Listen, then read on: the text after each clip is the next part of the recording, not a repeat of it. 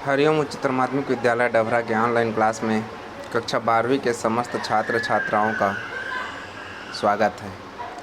हिंदी विषय के इस वीडियो में हम आज पाठ 3 बाजार दर्शन, जिसके लेखक हैं जैनेंद्र कुमार, इस पाठ का अध्ययन करेंगे। इस पाठ का यह दूसरा वीडियो है। आइए हम पेज क्रमांक 88 के चौथे पैराग्राफ पर उस जादू, यहाँ से हम आज का अध्ययन प्रारंभ करने जा रहे हैं। ठीक है।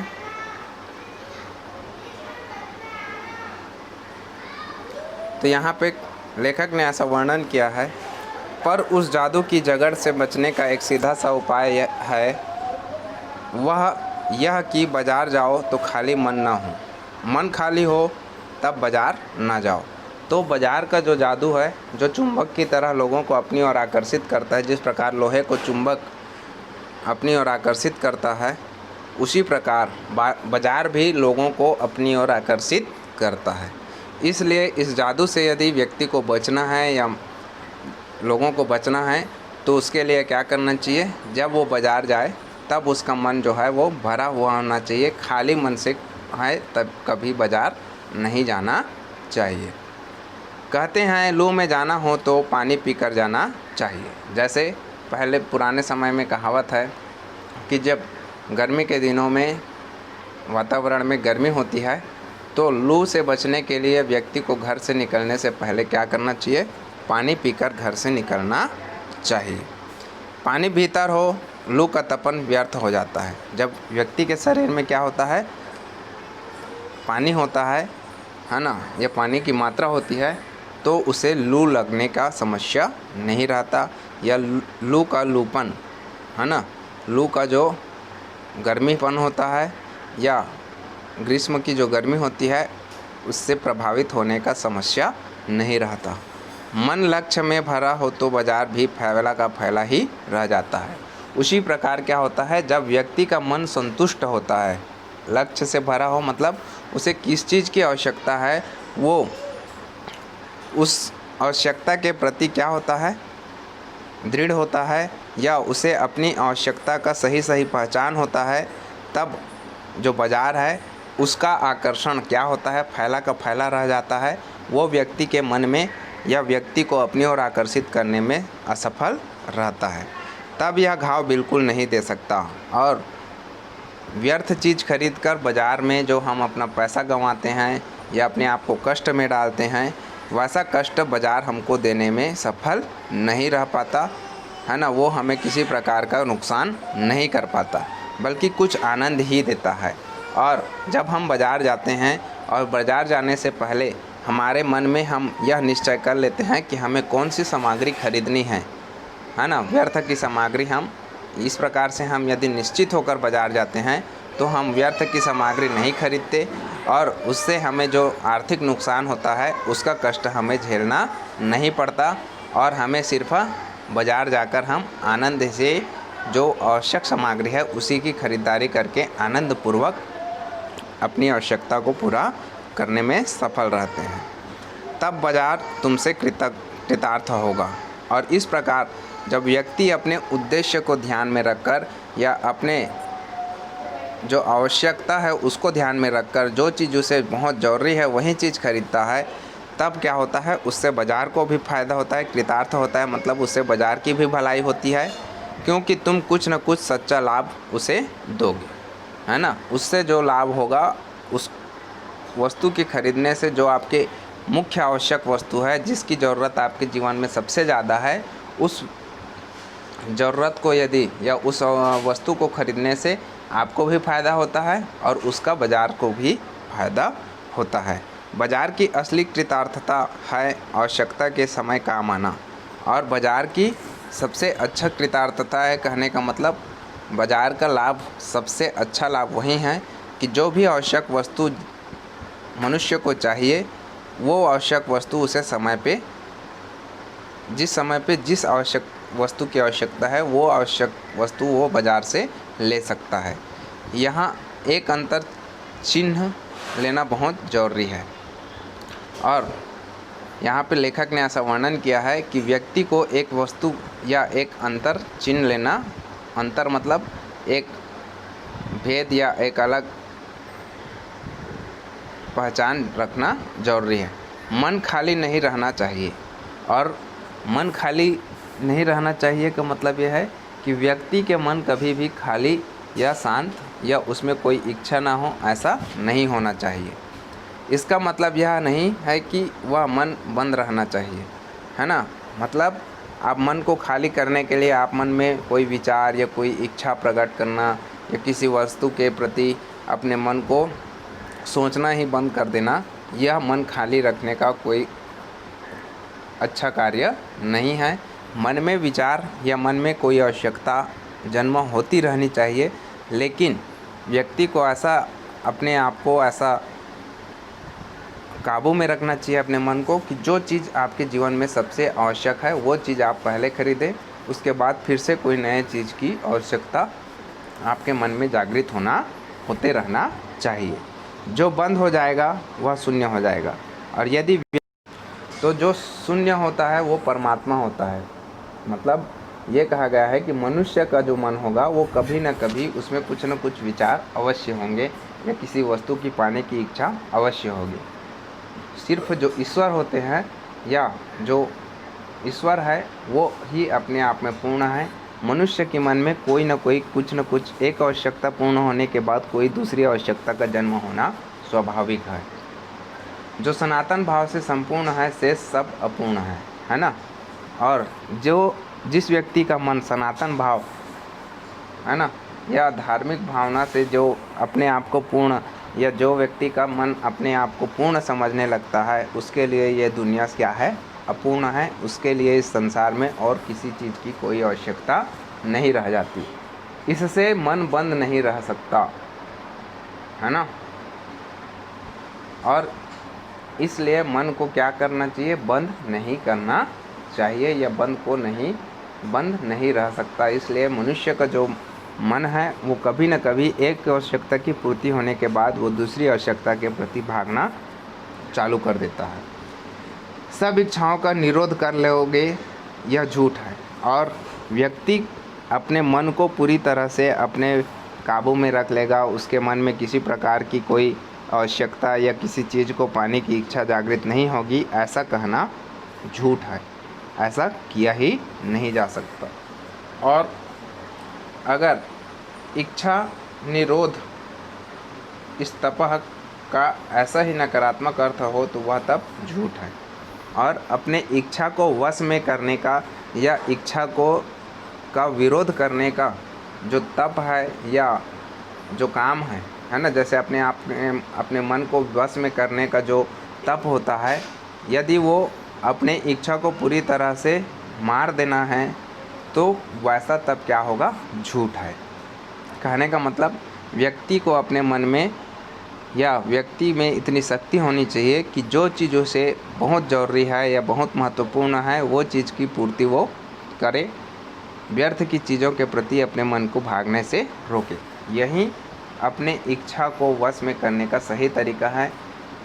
इच्छा को वश में करने का ये तरीका कि आप किसी भी चीज़ के प्रति अपने मन में सोचना बंद कर दोगे, ऐसा जो तप किया जाता है या इस प्रकार से यदि आप अपने मन को वश में कर रहे हो तो ये क्या है, झूठा तप है। वैसे तप की राह रेगिस्तान को जाती होगी। और इस प्रकार यदि आप अपने मन के वश को या अपने मन में इच्छाओं को मानना चालू कर दोगे तो क्या हो जाएगा, वो रेगिस्तान के समान हो जाएगा। मोक्ष की राह वह नहीं है। और ऐसे व्यक्ति को कभी मोक्ष की प्राप्ति या ऐसे व्यक्ति का मन कभी शांत नहीं हो सकता। ठाड़ देकर मन को बंद कर रखना जड़ता है। ठाठ मतलब दरवाजे। जैसे आप अपने मन में व्यक्ति अपने घर में किसी को प्रवेश देने के लिए अपना दरवाज़ा ही बंद कर दे और अपने आप को दुनिया से काट ले तो उसे आप क्या करोगे, जड़ता कहलाओगे। मतलब ये मृत्यु के समान होता है। लोभ का यह जितना नहीं है, जड़ता मतलब मूर्खता है, ठीक है। लोभ का यह जितना नहीं है कि जहाँ लोभ होता है यानी मन में वहाँ नकार हो, है ना। लोभ कहने का मतलब ये नहीं है, या लोभ को जीतना यह नहीं कि जहाँ मन लोभ होता है यानी मन में कोई भावना जागृत होती है वहाँ नकार हो। मतलब यदि आपके मन में किसी चीज़ को पाने की सही इच्छा हो रही है या वो आपके जीवन में महत्वपूर्ण है, तो उस इच्छा को प्राप्त करना कोई लोभ नहीं है, वह सही माना जाता है। या उसको प्राप्त करने का जो इच्छा पालना है वह सत्य माना जाएगा। यह तो लोभ ही की जीत है ना। और ये जिस चीज़ की आवश्यकता आपके मन में सबसे ज़्यादा है या आपके जीवन में जिस वस्तु की आवश्यकता महत्वपूर्ण है, यदि आप उसको प्राप्त करते हो तो उसको लोभ का जीत या लोभ का विजय माना जाएगा और आदमी की हार माना जाएगा।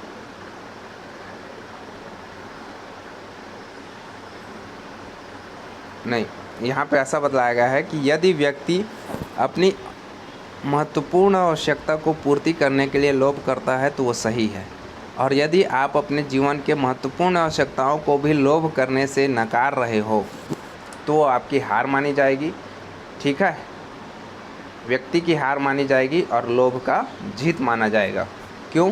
क्योंकि व्यक्ति के मन में लोभ होना जरूरी है, किसी चीज़ को पाने की इच्छा होनी जरूरी है। आँख अपनी फोड़ डाली तब लोभनीय के दर्शन से बचे तो क्या हुआ। मतलब किसी चीज़ से दूर जाने के लिए या किसी चीज़ की इच्छा, किसी वस्तु को पाने की इच्छा को ख़त्म करने के लिए यदि आप अपने आँख को ही फोड़ दोगे या दुनिया को देखना ही बंद कर दोगे तो यह अच्छा नहीं है।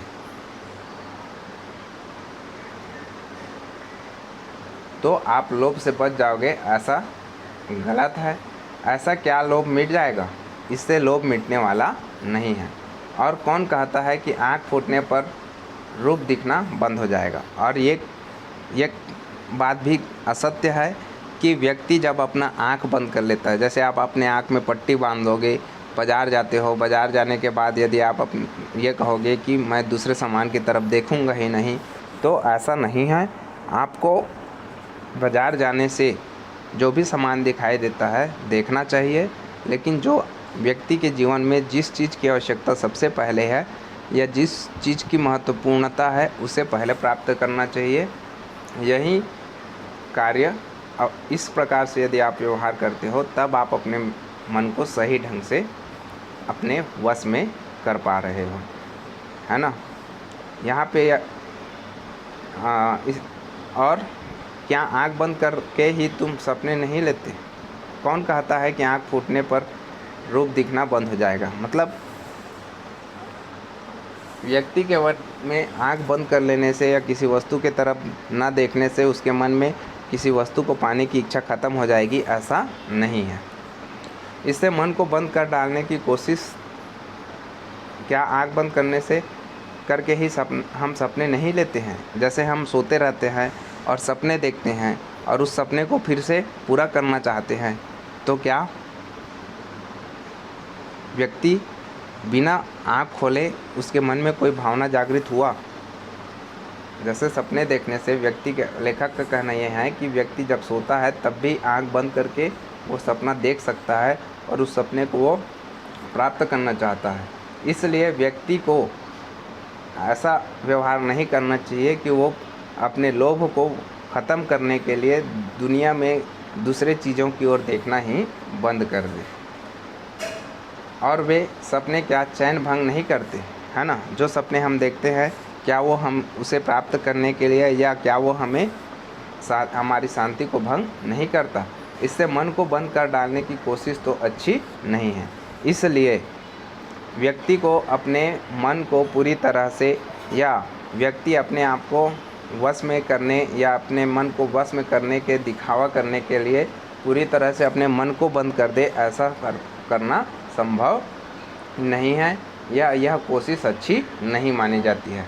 वह अकारत है, यह तो हठ वाला योग है। और इस प्रकार से यदि आप अपनी इच्छा को वश में करने के लिए आप अपने मन को ही बंद कर दोगे या मन में कोई इच्छा पालना ही बंद कर दोगे तो ये क्या होगा, हठ वाला योग होगा। मतलब एक जिद या अपने मन में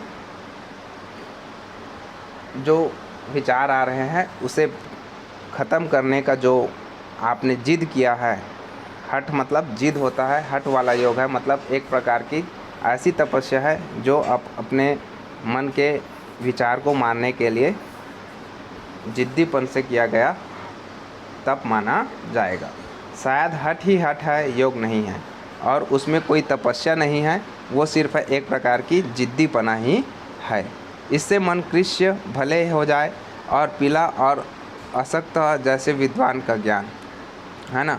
और इस प्रकार यदि आप अपने मन में उठने वाली इच्छाओं को ख़त्म करने के लिए या मन में इच्छा प्रकट ना हो, इसके लिए यदि आप इस प्रकार का व्यवहार, जिद्दी व्यवहार करते हो, दुनिया को देखना बंद कर देते हो, तो उससे क्या होगा, आपका मन कृष्य हो जाए। मतलब आपका मन भले ही कमज़ोर हो जाए या आपके मन में विचार आने बंद हो जाए, पीला हो जाए, मतलब उसमें इच्छा जागृत होना बंद हो जाए, असक्त हो जाए। कहने का मतलब दूसरे के प्रति उसमें क्या हो, भावना जागृत ना हो, या कोई लोभ का भावना जागृत ना हो, जैसे विद्वान का ज्ञान, है ना। लेकिन वो कोई विद्वान का ज्ञान नहीं होगा, है ना।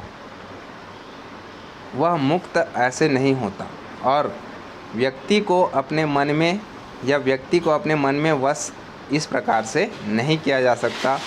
इससे वह व्यापक की जगह संकीर्ण और विराट की जगह क्षुद्र होता है। और इस प्रकार यदि आप अपने जिद्दी या अपने विचार या अपने मन को लोभ से दूर रखने के लिए या किसी वस्तु को पाने की इच्छा से दूर रखने के लिए आप जिद्दीपना करोगे, दुनिया के सारे चीज़ों से या दुनियादारी से आप अपने आप को दूर कर लोगे, तो यह क्या होगा, वो इस प्रकार का जिद्दी स्वभाव आपके मन को और क्या कर देगा, संकीर्ण बना देगा, आपकी सोच को छोटा कर देगा। इसलिए उसका रोम रोम मूंद कर बंद तो मन को करना नहीं चाहिए। इसलिए मन की इच्छा को वश में करने के लिए पूरी दुनिया से अपने आप को काटना नहीं चाहिए, या पूरी दुनिया से अपने आप को दूर नहीं कर लेना चाहिए। वह मन पूर्ण कब है ना। और ऐसा मन कभी पूर्ण नहीं हो सकता। हम में पूर्णता होती है तो परमात्मा से अभिन्न हम महान शून्य ही ना होते। व्यक्ति का जो मन है उसमें कुछ न कुछ इच्छा जरूर जागृत होती है, और उन इच्छाओं की पूर्ति करना भी ज़रूरी है। लेकिन हमें यदि हमारे मन में यदि इच्छा जागृत होना बंद हो जाए, या हम किसी वस्तु के प्रति सोचना बंद कर दें, तो हम क्या हो जाएंगे, ईश्वर हो जाएंगे, या भगवान का रूप धारण कर लेंगे। अपूर्ण है, इसी से हम हैं। और व्यक्ति का मन कुछ न कुछ, उसके मन में कुछ न कुछ अपूर्णता है, मतलब उसके मन में कुछ न कुछ कमी हमेशा रहती है, या कुछ चीज़ की आवश्यकता उसे होती है। इसलिए वह क्या होता है, व्यक्ति है या इंसान है या मनुष्य है।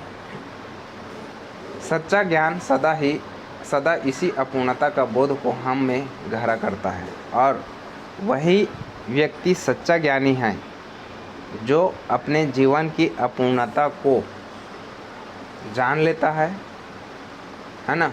वही व्यक्ति सबसे अच्छा व्यक्ति या गहरा व्यक्ति होता है। सच्चा कर्म सदा इस अपूर्णता की स्वीकृति के साथ होता है। और सच्चा कर्म कहने का मतलब अच्छा कार्य वही होगा जो आप अपने जीवन की जो कमी है उसे आप जानोगे, और उस कमी को पूरा करने के लिए आप जो काम करोगे, या उस कमी को दूर करते हुए आप अपने जीवन को जियोगे, वही सबसे अच्छा क्या होगा, कार्य माना जाएगा। यह वही ज्ञान सबसे अच्छा ज्ञान होगा। अतः उपाय कोई वही हो सकता है जो बलात् मन को रोकने को ना कहें, और इसलिए आप अपने मन में इच्छा को जागृत होने से रोकने के लिए बलपूर्वक व्यवहार करोगे, वह कार्य अच्छा नहीं होगा। अच्छा कार्य वही होगा कि आप अपने मन में इच्छा जागृत होने दीजिए, और उस होने वाले जो जागृत होने वाली जो इच्छा है उसमें जो सबसे महत्वपूर्ण इच्छा है उसका चुनाव करिए और उसे पाने के लिए प्रयत्न करना ही सबसे अच्छा कार्य होगा। और इस प्रकार से यदि आप अपने मन को अपने मन को अपने वश में रखते हो तो वही सबसे अच्छा तप माना जाएगा। जो बलात् मन को रोकने को ना कहे, मतलब बलपूर्वक मन को मारने के लिए नहीं कहा जाता। जो मन को भी इसलिए सुने क्योंकि वह अप्रयोजनीय रूप में हमें नहीं प्राप्त हुआ है। मतलब मन की जो इच्छा है उसे बिना प्रयोजन के, अप्रयोजनीय मतलब बिना प्रयोजन या बिना कोई काम के यदि आपके मन में कोई भाव जागृत नहीं होता, जो भाव जागृत हुआ या किसी वस्तु को पाने की जो इच्छा जागृत हुई वो क्यों हुई? क्योंकि उसके आपके जीवन में आवश्यकता है। तो जो आवश्यकता सबसे महत्वपूर्ण है उसे हमें पहले चुनना चाहिए और उसकी प्राप्ति के लिए यदि आप काम कर रहे हो तो यह माना जाएगा कि आप अपने मन को अपने वश में कर सकते हो या आप अपने मन को अपने हिसाब से रोक सकते हो या चला सकते हो।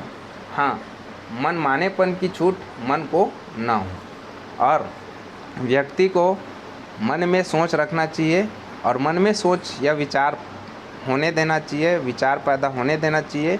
लेकिन व्यक्ति को इतनी अपने आप में इतनी शक्ति रखनी है कि मन अपना मनमानापन, मतलब जो चीज़ सोचा उसे पाने के लिए कुछ भी करने को तैयार हो, ऐसा व्यवहार मन ना कर सके। ऐसा रोक हमें लगाना चाहिए क्योंकि वह अखिल का अंग है। अखिल मतलब मन जो है या मनुष्य है वो अकेला नहीं है, वो इस पूरे संसार का अंग है, खुद कुल नहीं है और वो अकेला पूरा संसार नहीं है। इसलिए आपको इस चीज़ की ध्यान रखना चाहिए कि मनुष्य अपनी भी आवश्यकता या अपनी भी महत्वपूर्ण वस्तु को प्राप्त कर सके और दूसरे के महत्वपूर्ण या दूसरी की आवश्यकता का भी ध्यान रखता रहे। ठीक यहाँ पे लेखक का यही कहना है। पड़ोस में एक महानुभाव रहते थे जिनको लोग भगत जी कहते हैं। चूरन बेचते हैं, यह काम करते जाने उन्हें कितने बरस हो गए हैं, लेकिन किसी एक भी दिन चूरन से उन्होंने 6 आने पैसे से ज़्यादा नहीं कमाए। तो लोग व्यक्ति को कैसा व्यवहार करना चाहिए उसे समझाने के लिए लेखक ने यहाँ पे उदाहरण दिया है।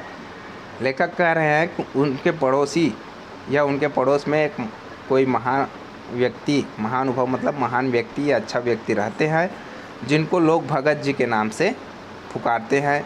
वो चूरन बेचते थे, वो रोज़ क्या करते हैं? चूरन बेचते हैं।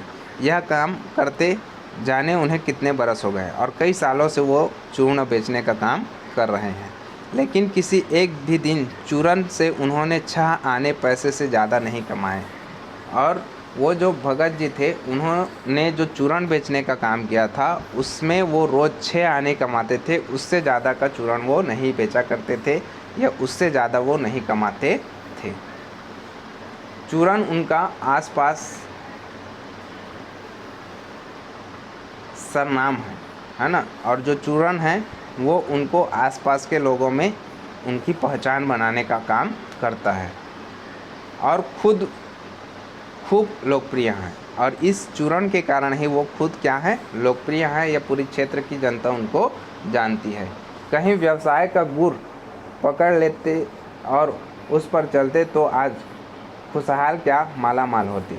और यदि वो उस व्यापार को और ज़्यादा तेज़ी से बढ़ाते, गुर पकड़ लेते मतलब उसके गुण को वो जान लेते और उसको उस पर चलते तो वो क्या हो जाते? आज खुशहाल ही नहीं माला माल, मतलब बहुत सारी धन दौलत उनके पास होती।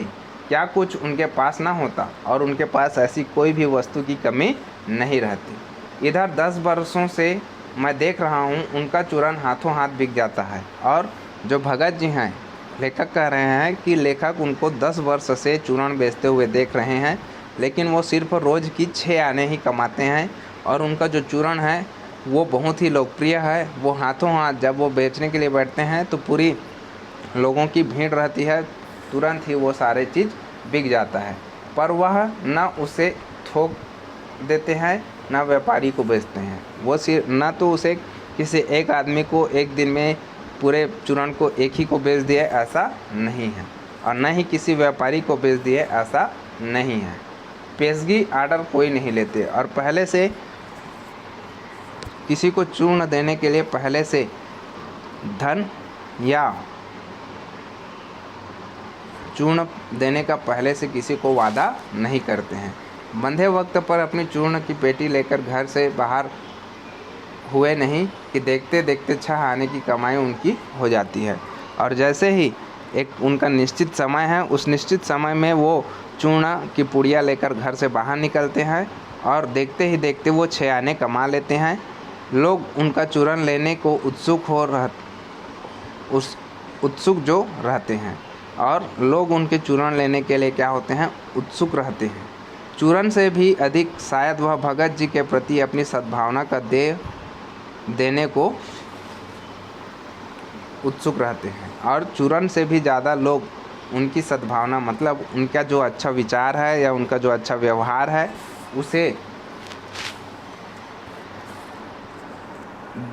उसको देखने के लिए या उसको देने के लिए उत्सुक रहते हैं। पर 6 आने पूरे हुए नहीं कि भगत जी बाकी चूर्ण बालकों को मुफ्त बांट देते हैं।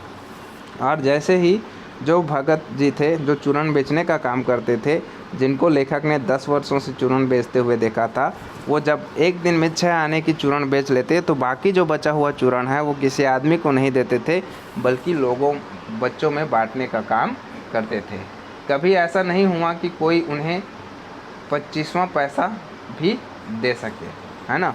और जब वो 6 आने कमा लेते थे तो उसके बाद किसी एक चूर्ण की पुड़िया के लिए उसे और अतिरिक्त पैसा देकर कोई खरीदने वाला हो सके या किसी ने खरीदा है, ऐसा कोई व्यक्ति नहीं था। कभी चूर्ण में लापरवाही नहीं हुई है और चूर्ण बेचने में उन्होंने कभी लापरवाही नहीं किया है और कभी रोग होता भी मैंने उन्हें नहीं देखा है और वो कभी रोगी हुए या उनको किसी प्रकार की या उनका दुकान आज नहीं खुला है, ऐसा कभी अवसर नहीं आया है, ना अब कभी उन्होंने चूर्ण बेचने का काम बंद कर दिया, ऐसा नहीं था। आज के लिए इतना ही।